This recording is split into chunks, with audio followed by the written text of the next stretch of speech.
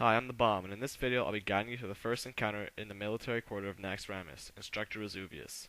In this video I will discuss the boss mechanics, mind controlling, and tanking a 25-man encounter. I'll begin with the boss mechanics. Razuvious only has 3 spells. First is Disrupting Shout. This is an AoE cast approximately every 15 seconds, dealing 4200 to 4800 damage on normal, and 7200 to 79 on heroic.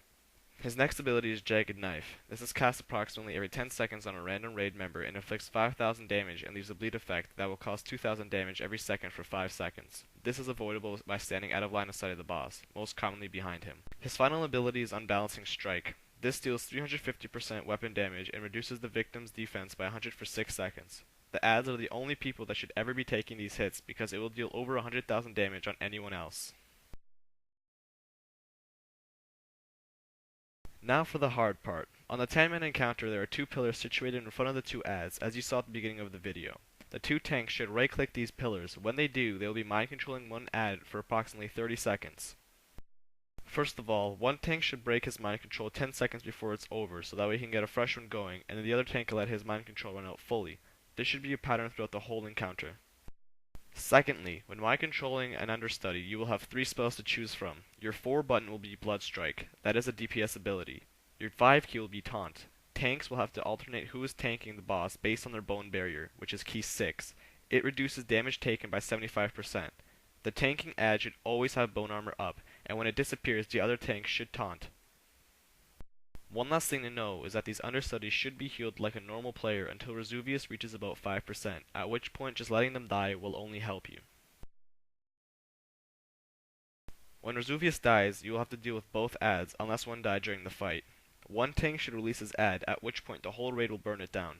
These adds take 1000% more damage after Razuvious is dead, so they are very easy. Once one add dies, release and kill the second one.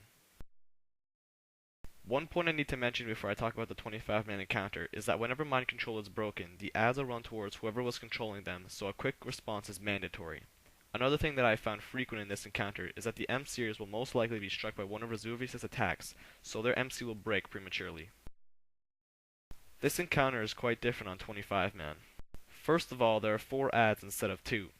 Secondly, there is no mind control pillars, so a minimum of 2 priests is required for this fight. Depending on how many priests you have, that's how many mind-controlled adds you'll have.